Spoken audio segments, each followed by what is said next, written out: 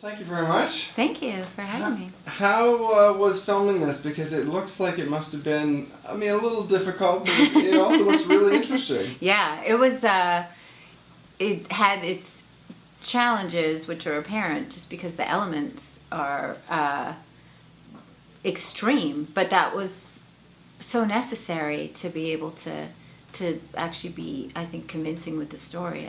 I think we were all a little nervous about doing a sort of really glossy Viking show where it looked like we'd all just stepped out of our trailers. We had to look like we were completely integrated into the environment, and I think filming on location like that kind of did the work for us. And really interesting, just the use of, I guess, the environment. It really showed. Was that, when you're filming it, were you deep in the trenches, as it were? Oh, yeah. There's, as I say, we didn't ever leave set. And Right. I remember one day reading the script, and it said they climbed the waterfall. And so, all right, cool, whatever. And then you get there, and they're like, so climb it. And so we put all these things on our backs, and of course the women, we have the skirts and the capes and everything, and you just climb it and trust that the camera's going to catch it. But it's great because you're not thinking about the, you're not thinking about the outside world. You're really just trying to get up this waterfall, right. which is exactly what they were doing. That's cool. Yeah.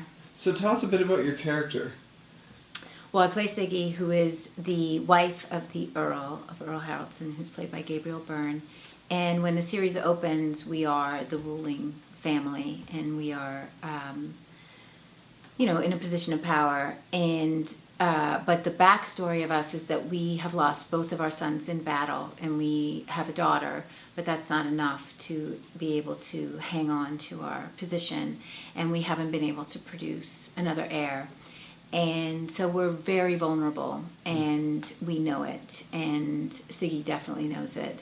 And so she spends a lot of her energy trying to propel her husband forward and to convince him to find the strength and the energy to fight for their status, but he's really losing his will.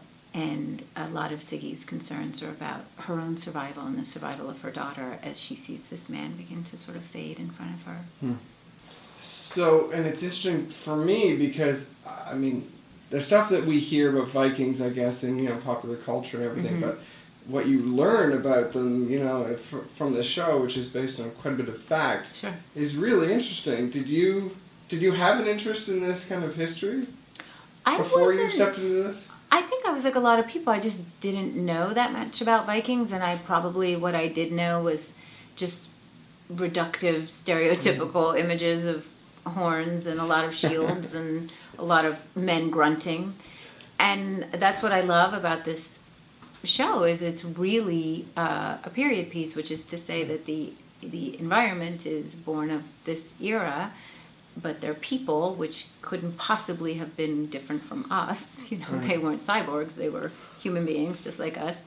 And then there are all these cultural clues that we have that, that they believed in multiple gods, that they believed in a destiny, that they believed in seers, that they believed in human sacrifice, and to explore those not as from a judgmental position of, oh my gosh, how shocking, and oh my God, I can't believe they did that, but rather, what would it be like if that was your truth? Yeah. What would it be like if you really believed that your future was written, and that it was about really listening closely to understand what it was and to prepare for it. Right. And in that sense, I feel like Michael did a really exceptional job. And over the arc of the show, what can we expect? Is there something you can tell us about that? Obviously, you can't give too much away, but what's the arc going to be like? What can we expect? I think as the show goes forward, you start to see everyone is challenged in the most profound way.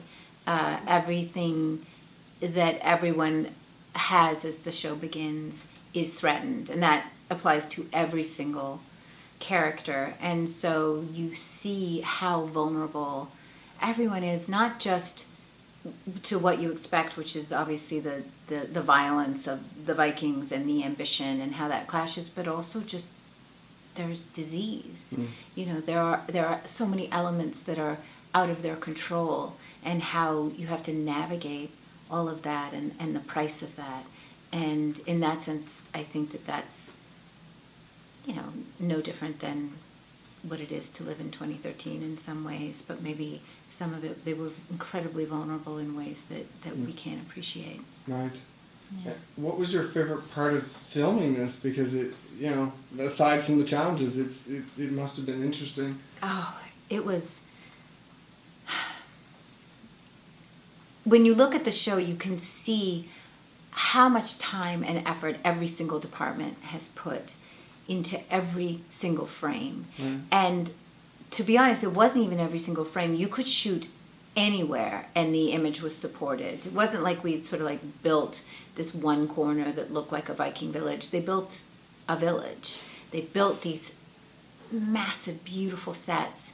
And then the same with the wardrobe. That was the passion and the attention to detail. And so to be, and the same with hair and makeup, and every single department put so much thought. So then when you sort of assembled all those elements and you would walk on set and you would be sort of embraced by that world, it's why you become an actor, right. You know, to create a fantasy life and to explore what that would be. And in that sense, it was a dream. Right. Yeah. And it's kind of a departure, though, for you, too. I mean, what drew you... I mean, obviously, the story is good. That must have been a factor. But yeah. What drew you into it? Well, I had actually decided that insofar as an actor ever has control over their career, that if I could make my next move, that I wanted to go towards cable. I knew I wanted to do that because there was so much happening on cable that is exactly what this show does, which is very ensemble based and really creating worlds that audiences become very attached to. I mean, you could think of anything from like Game of Thrones to Downton Abbey to Breaking Bad, where you really feel, you don't feel the set. Right. You feel like you could go to that place and stumble on those people, that they're still there now. I mean, I think of that at Downton Abbey and you figure, well, they live in that house, right? And for this, I mean, this really, and I never thought Vikings, wasn't even thinking necessarily period. And then this fit that entire bill. Right. And I sort of feel like, wow, so I kind of had that dream and it came to pass. After doing this, do you feel like you could do anything? I mean, this does challenge the preconceptions, maybe. You know, I became an actor. You know, I'm originally from Canada, and I know this sounds completely disingenuous, but I didn't know that Hollywood existed. I had no idea. I just wanted to be an actor. I just wanted to live in imaginary worlds and to explore that. And I was obsessed with that idea. And so I feel like that's just what I'm supposed to be doing. I'm supposed to assume different personas and different experiences, and I'm just supposed to be, you know, kind of a vessel for that. So for me, I could see from the outside that they might look like the different animals, but to me, they're just the same thing. That's what I do. Well, the last question I had is, what would you say is the defining spark for Siggy? What makes her tick? She's a fighter. Right. Siggy is a fighter, and so far she's unstoppable. Yeah. Well, thank you very much. Yeah, thank you.